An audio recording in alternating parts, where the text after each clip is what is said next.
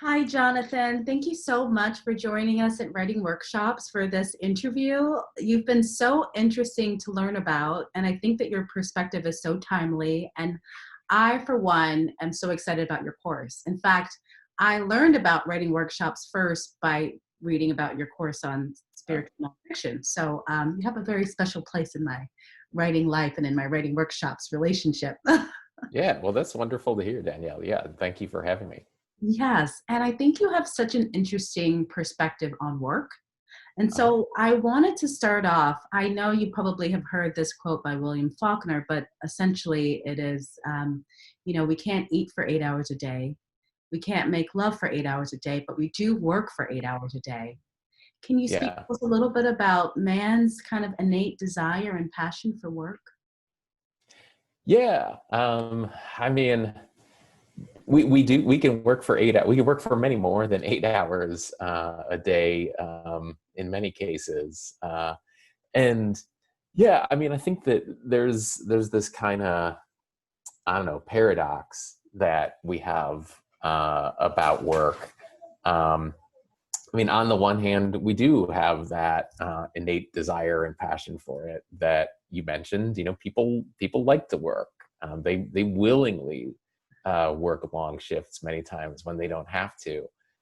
But at the same time, you ask just about anyone, and they could easily they could complain for 8 hours a day about their work. Um, because work is not always that great. And so, yeah, we've got this tension, especially in American culture, where we love to work, we identify ourselves by our work, but at the same time, we also hate our work, and we often recognize that work is often really bad for us. We work too much. We work ourselves to the point of exhaustion and burnout, and to the point of ignoring our family and our health and all of that.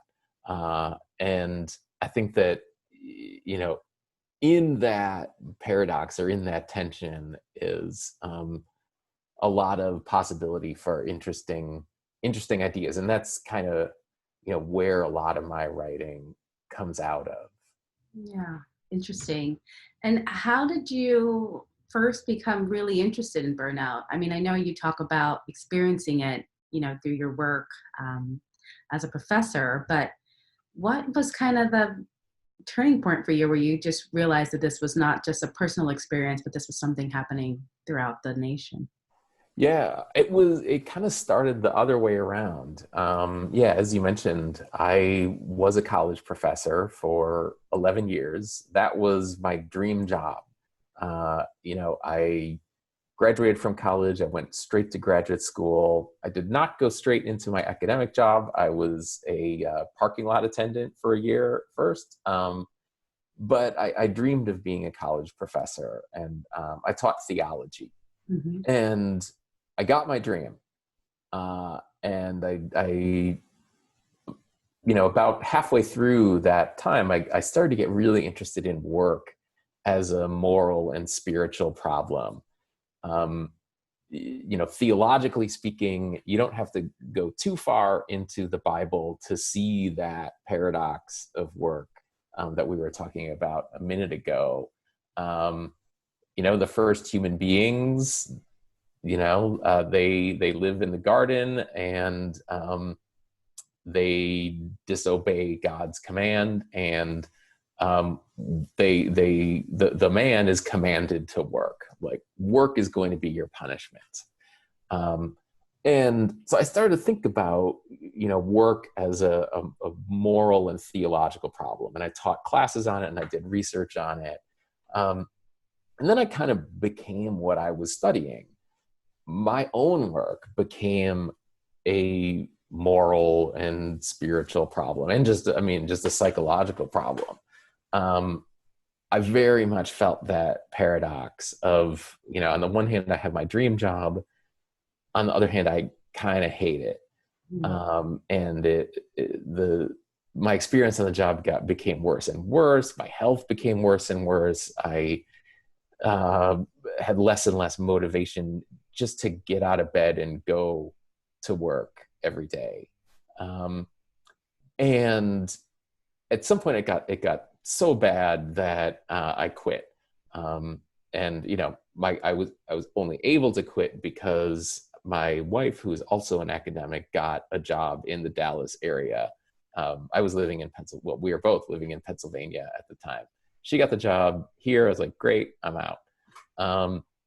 And it was only in the months after I quit that I started to think about my problem in terms of burnout.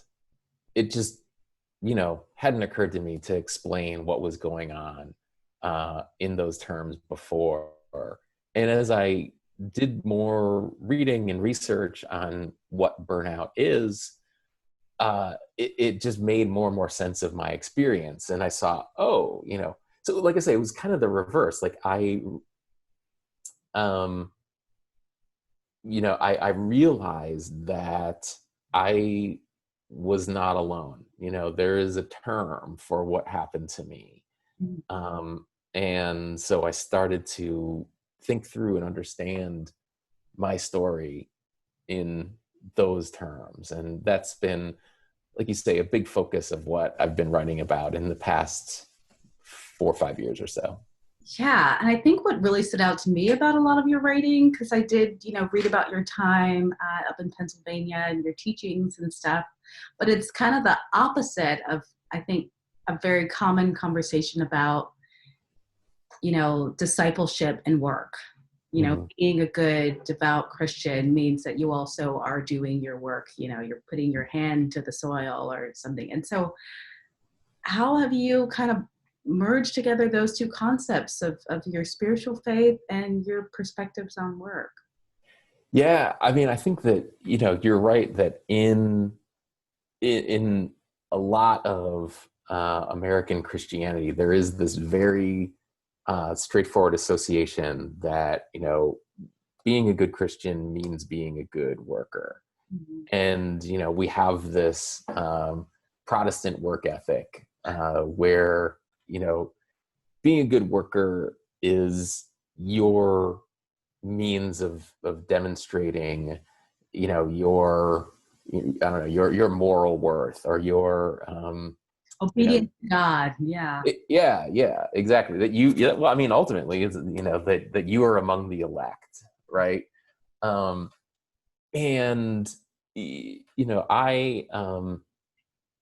I definitely, even if I don't totally buy that theology intellectually, I have a strong tendency to live it that way. I really do identify myself very strongly by my work, and I work out of a kind of anxiety often. I feel like I need to prove myself through my work. But that's not the whole story of work in the Bible and in the Christian theological and spiritual tradition. One of my favorite passages in the whole New Testament is Jesus saying to his disciples, come to me, all you who labor and are burdened, and I will give you rest. What he's saying is, you can work all you want, but that's not what I'm about. I also like his parable or sermon about the birds of the air and the lilies of the field. The birds, they don't work, and God takes care of them. So you should trust that God will take care of you too. So I guess that spiritually and theologically, I look to those concepts as a way to, tell a counter narrative to that narrative of the Protestant work ethic. Because you don't have to read too far into the Bible, into the New Testament, to see that there's a that there's a different story going on. Yeah. Oh, very interesting. And I know your work also, because you have that experience working in the university setting as a professor, and then of course you were there as a student. Do you think that some of the solutions to burnout kind of start there with our educational system? Yeah, I think that they could and they should. Yeah, you know, one of the books that has influenced me a lot um, is a book called Leisure: The Basis of Culture by this 20th century German philosopher named Joseph Pieper. And early on in that book, I mean, the thesis of the book is right there in the title. You Mhm. know, the basis of culture is leisure, not work. You know, leisure needs to be the most important thing, and then work can come second to support that. And one of the first things he points out in the book is that the word for school in ancient Greek, skole, is means leisure. School is meant to be a leisure activity. It's meant to be undertaken for its own good. Um, and you know, you think about it like it's, well, I mean, it's kind of like what writing workshops Dallas, and you know, ideally, you know, just people who are at home writing for their own pleasure and learning to write better. You know, it's not likely to make you a lot of money. It could. That's not the most common Outcome. outcome. Yeah. But you know, I mean, people do it because it's fun, because it's an exercise of your mind and your capacities in order to create beauty and meaning. The cash value is not the primary reason to do it in many cases. Um, and so, you know, I think that we should take the leisurely aspect of school more seriously, but you know, we don't. From a very early age, we see school as a means to getting a job and becoming an economic citizen, um, and we ignore the leisure part of it. Just to tell a quick anecdote from uh, one of my friends whose kid at the time was a kindergartner. He's older now, but you know, he's in a public kindergarten, and the chant that they had for their, you know, for the students at lunchtime. So they'd have a school chant at the end of lunch. And you know, one side of the classroom or the cafeteria says, you know, hard work, and the other side answers, pays off. You know, hard work pays off. Like that's the chant. That's the like school spirit. Uh, you know, mantra in kindergarten. Um, and you know, like that becomes the ethos of our education system, you know, right on through college and graduate school. And so just to get back to your original question, you know, absolutely, like changing that work ethic has to begin in school. School needs to be understood more in terms of building human capacities that are good to exercise for their own sake and not just for their monetary value. I really appreciate that, because I think when you kind of started off with the conversation about leisure, the thought came back to me that I heard all the time as a child, which is like, idle hands are the devil's workshop. You Yeah. cannot sit idle. You need to be working on something.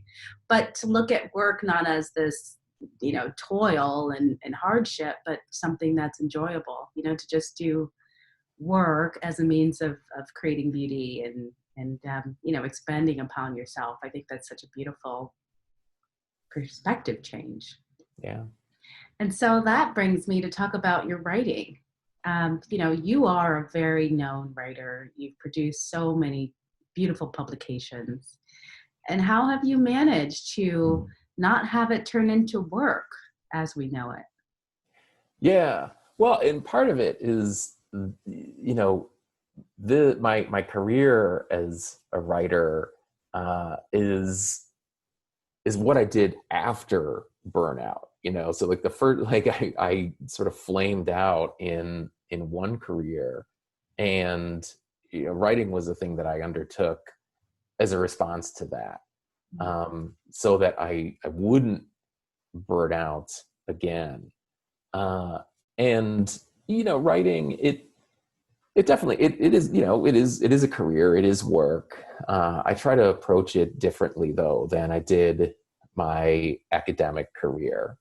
Um, I burnout occurs when your ideals for work and the reality of your job are separate. When there's a big gap between them. Your ideals are here and your reality is here.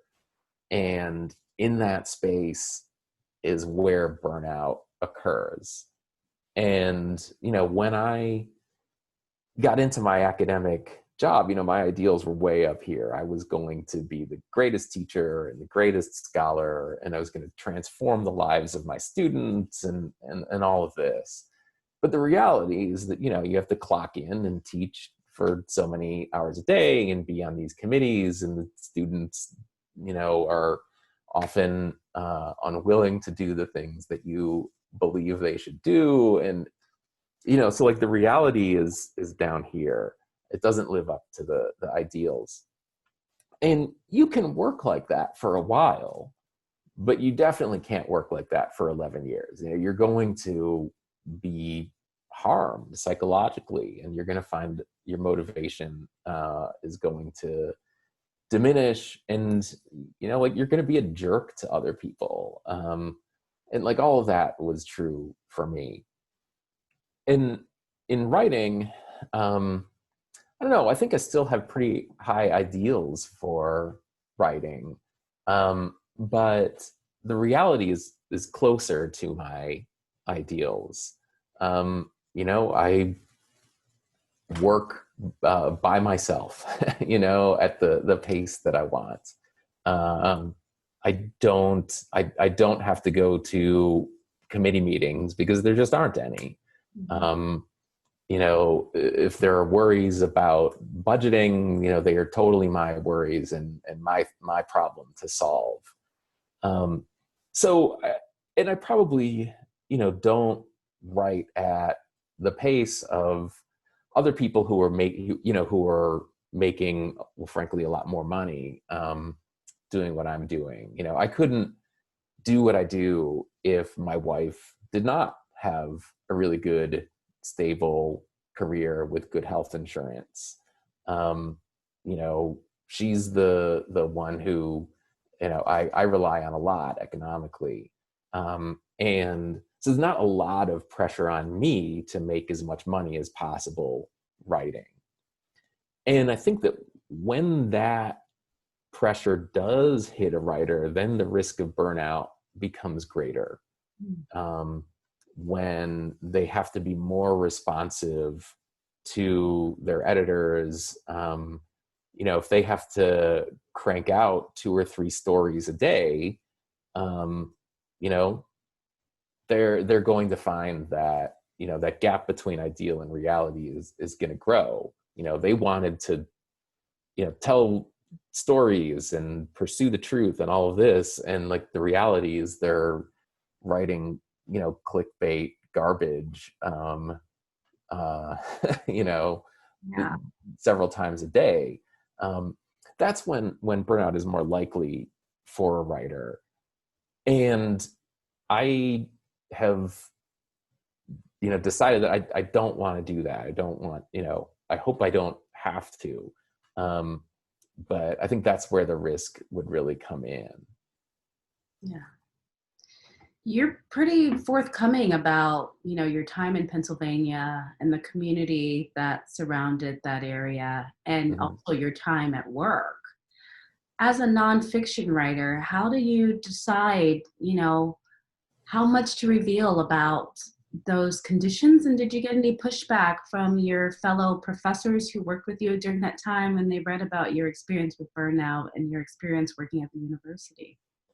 Yeah. So this is in this recent essay that I published for Commonweal magazine called "Drinking Alone," and it's about my experience as a college professor and as an outsider, someone who's not from this area in Northeast Pennsylvania where I worked, trying to fit in the culture there, and trying to fit in, like, of telling the story through like the drinking culture in the town. And yeah, then life in Wilkes-Barre, Pennsylvania is very hard for very many people. It's a economically very depressed area, and recently it's been ravaged by the opioid abuse epidemic. I think it's an academic. I don't know. By the opioid abuse epidemic, and like there's tremendous unemployment, and so many of my best students, they had grown up in the area and then left, to make their lives somewhere else. And it's a real tragic situation. And to tell that story, I had to portray the area in not the most flattering light. And I think that, well, first of all, I have not heard a whole lot of pushback, of old friends or non-friends who just email me to say, hey, you're a jerk. Why are you saying these terrible things?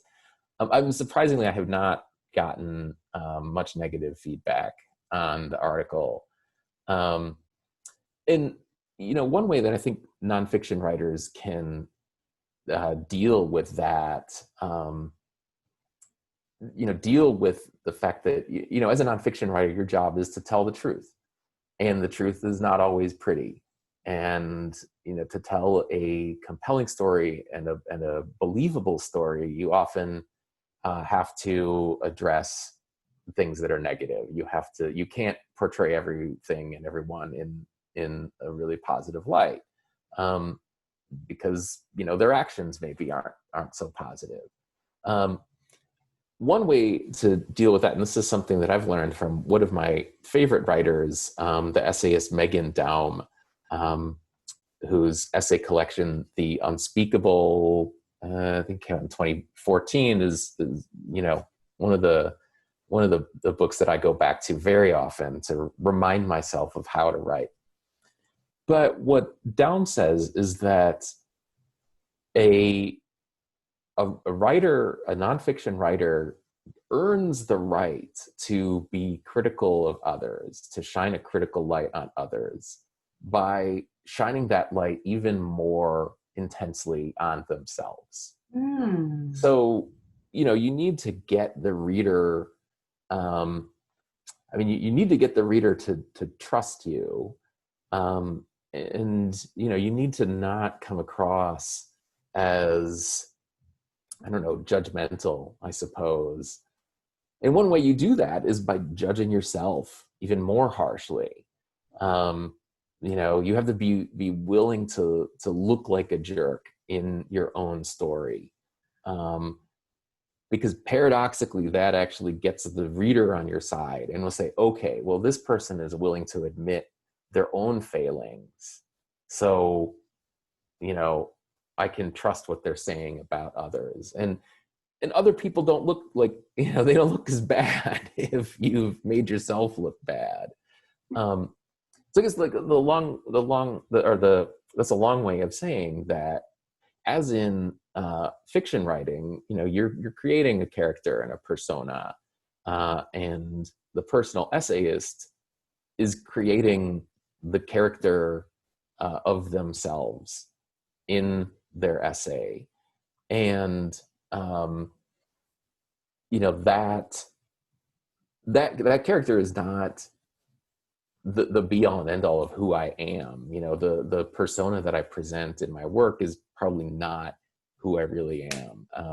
Especially lately, I've been writing a lot of really sad essays, and I'm not actually a sad person, but I've been writing out of, my own, periods of sadness and disappointment and depression. It's not the sum total of who I am, but it's a persona that helps, shed light on, the experience of myself and others. Wow, it's so comforting actually to hear you say that, because as someone that does personal essays, I find that I'm more compelled to write when I'm feeling that sense of, It's 13 hours. sorry, when I'm feeling that sense of depression, or just, I don't want to say discouragement, but like when I'm feeling kind of down, like that feels like it's like the part of me where I really want to write. And I always feel bad, because even though it's like I'm writing about a moment in time or about a blip in my life, I've always been kind of concerned, like, why is it that I feel so moved to write from this place? And why is it that this place gives me so much inspiration and so much material?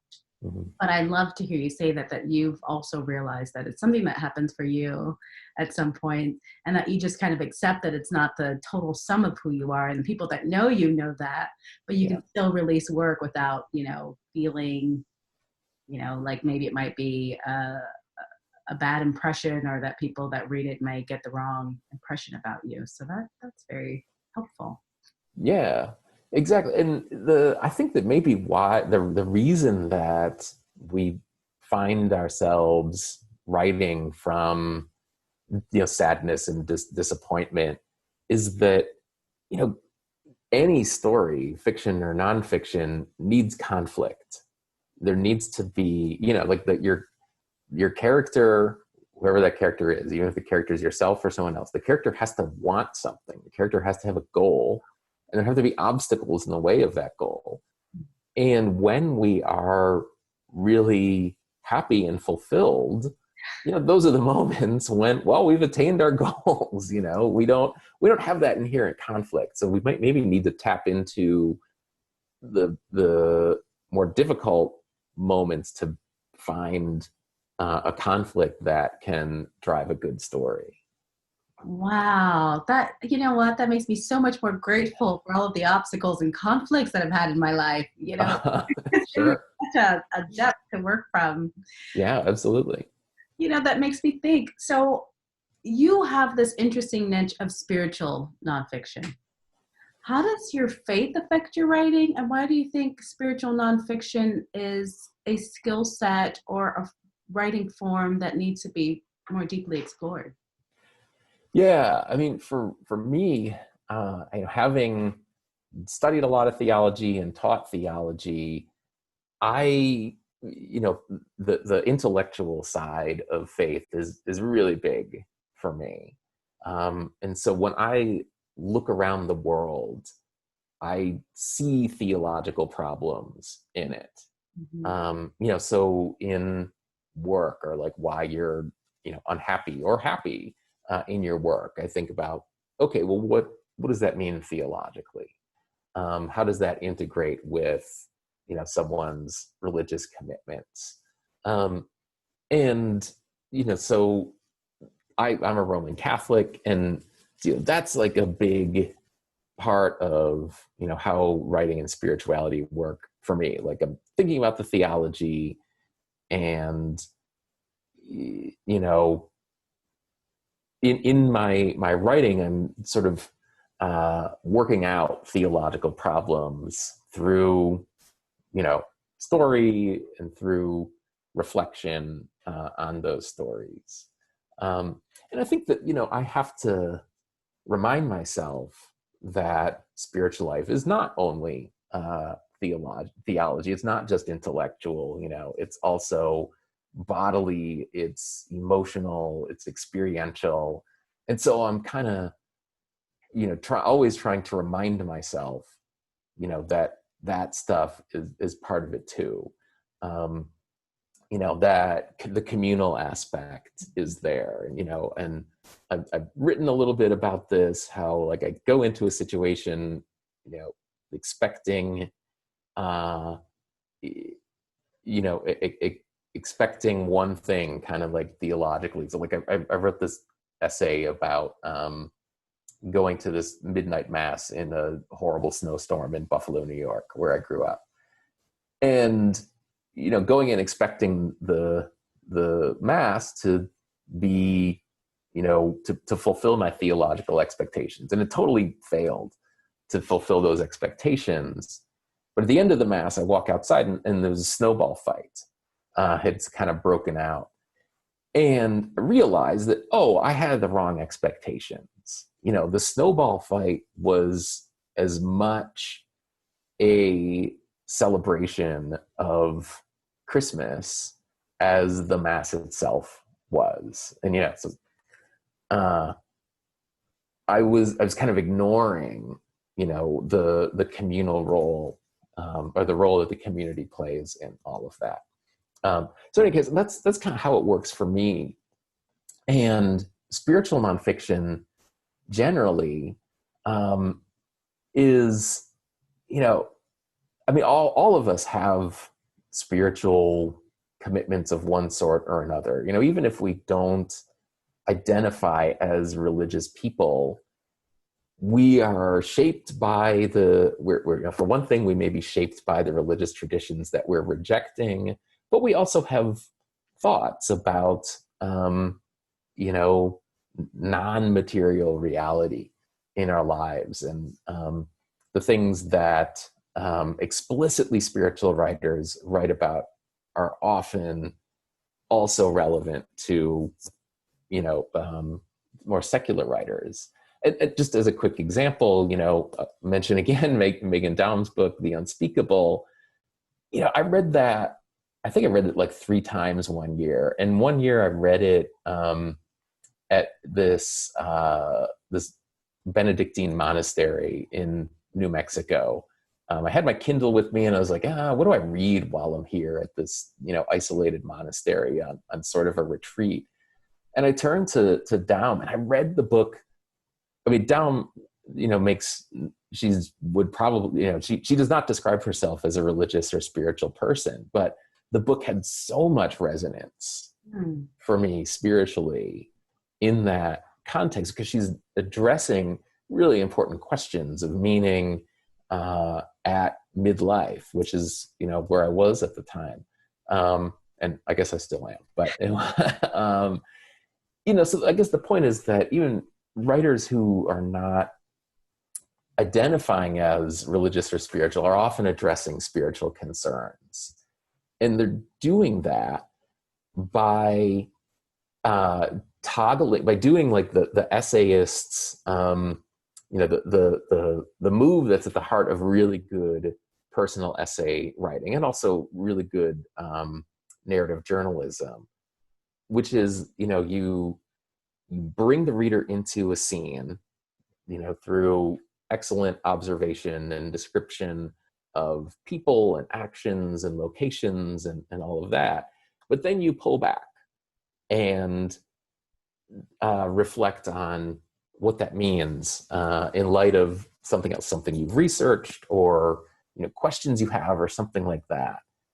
And so you see great essayists, whether they are doing spiritual writing or not, they're constantly making that move, you know, zooming in close on a scene in all its detail, and then pulling back to reflect on it. And that movement is what makes, you know, really good personal essays and really good narrative journalism about any topic, but certainly when we're writing about spirituality and religion, we're looking at, you know, what's going on, and then what does it mean? Wow, that was beautiful. Thanks. Yes. So for the students that are going to be signing up for your spiritual nonfiction course, what can they expect to get out of the experience? Yeah, well, they will, I mean, for one very important thing is that they will get a community of other writers and readers. You know, the class operates asynchronously, but they will be talking with each other, you know, through the discussion forums, and hopefully some of those relationships will continue beyond the class. So that's one thing. But yeah, we'll go week by week. I will, give a written lecture. It's really more of like an instructional essay on some aspect of nonfiction writing with a particular emphasis on spirituality. So for instance, one week is about, that move of like, zooming in and then zooming out, but with specific attention on how, when you zoom out, when you zoom in, maybe you're talking about a religious ritual. And when you zoom out, you're talking about how, religious beliefs make sense of that. And along with each of those, lecture topics is readings that I have chosen that illustrate what we're talking about. And the writers include people who are kind of known for writing about spirituality. Dennis Covington is author of Salvation on Sand Mountain, St. Augustine, and as well as writers who are not known for writing about spirituality, but have done so. James Baldwin, John Jeremiah Sullivan, many others who are, Taffy Brodesser-Akner, the New York Times Magazine writer. She's mostly known for writing about celebrities, but she has also, written really magnificent journalism about spirituality. So we've got the lectures, the discussions, the readings, and there's always, each week there's an exercise where students put what they have learned into practice, and I and the rest of the class talk about it. What works, how could you improve this, and then the big products would be, the students can write 2 essays up to about 4,000 words each, and they'll be workshopped. So I will give my own targeted feedback on that, and the other students will do so, like an ordinary writing workshop, where hopefully you come out of the class with a couple of essays that are in pretty decent shape. And at the end of the class, we'll talk about publication, and perhaps students can start sending those pieces that they work on out at the end of the class. Wow, that's fabulous. And maybe end up in Commonweal next to you. Yeah, that'd be great. Thank you. Okay, so Jon, I have like another really far off question to ask you. Sure. We're done. With all of your talk about work and faith and spirituality, we're in such a strange place right now where so many people are working remotely or entirely unemployed. And I'm just curious, like, based on all of your research on work, how do you think that this pandemic, that this circumstances that we're in may help to reshape how we work, and may even make a case for why we really do need a universal basic income? Yeah, I think that, just go back to February, 6 months ago, we were going about our lives. We had, 50-year low or something in the unemployment rate, and, things were normal, quote unquote. And, in American society, we really believe that a person's dignity, their value as a person and their right to, contribute to or benefit from society depends on them being employed, them having paid work. And in February, with low unemployment, most adults could say, hey, we're doing that. We're fulfilling our end of the bargain. Almost literally overnight, 20 million people were out of a job. did those people suddenly become undignified? I mean, I think like clearly the answer is no. Uh, and I think that, that reality should lead us to question some of the assumptions that we had about the relationship between work and dignity. Um, you know, we should realize that having a job and being a human being worthy of respect have almost nothing to do with each other. People did not lose their humanity or their dignity when they lost their jobs. And, one of there have been so many, strange kind of results of this pandemic, but, one somewhat surprising thing is that, um, Congress passed a $600 a week supplement to unemployment benefits that the states give out. And that meant that I think more than half of unemployed workers were taking home more unemployed than they were, on the job. That tells me a few things. I mean, one, they probably were not making enough beforehand, but it was also this strange and surprising experiment in universal basic income. It created, at least temporarily, and I hope that these benefits are extended, but it created a world where almost everyone, not quite, because a lot of workers weren't eligible for those benefits, but it created a world where everyone who either had a job or had recently lost a job had enough, where they were able to bring home a living wage.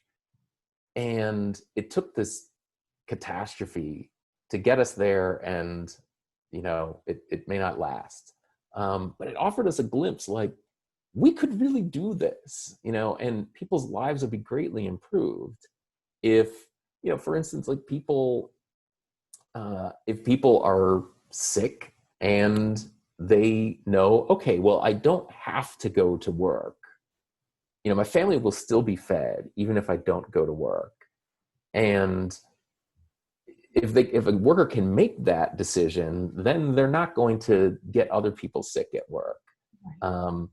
We've seen, I think here in Dallas County, something like 80% of the positive COVID cases are people who work in, essential industries, people who work in, healthcare, construction, or retail, or, anywhere along the food supply chain.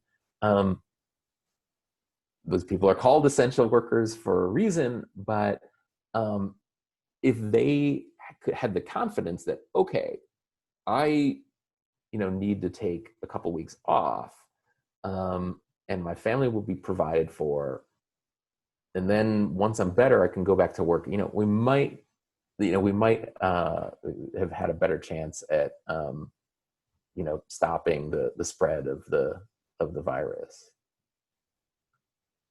Yeah, I think you're right about that. That it was a big sort of epiphany, was that the majority of what they were calling, like, I guess, the super spreaders are people that were working essential jobs. So Right. You're right there in Texas, where that's been, overly researched now for how coronavirus seemed to just, the case numbers just continue to increase and increase and increase. Yeah. Well, we are at the end of our interview now. Any last words for any of your incoming students or any of the readers of your work? Yeah, I mean, I just, encourage anyone who is interested in the class, they can email me, they can, they can email Blake at Writing Workshops, and, they can find out more. And yeah, you can contact me, and get in touch through my website, jonmalesic.com, JONMALESIC.com. And I'm Jon Malesic on most social media platforms, Twitter, Substack, Instagram. I haven't really been on Instagram for a while, but they can reach out to me through my website or through Twitter, and again, find out more about my work.